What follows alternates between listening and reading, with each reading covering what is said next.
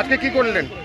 আজকে আমাদের ডেঙ্গি নিয়ে অ্যাওয়ারনেস ক্যাম্পেইন চলছে জেলা জুড়ে, এবং তারই হিসেবে আজকে ইন্ডিয়ান আমাদের red cross society plus English বাজার পৌরসভার যৌথ উদ্যোগে একটা র্যালি অ্যাওয়ারনেস ক্যাম্পেইন আয়োজন করা হয়েছে, যেখানে স্কুল ছাত্রছাত্রীরা তারাও পার্টিসিপেট করেছেন এবং রেড ক্রসের প্রত্যেক মেম্বার্সরা পার্টিসিপেট করেছেন।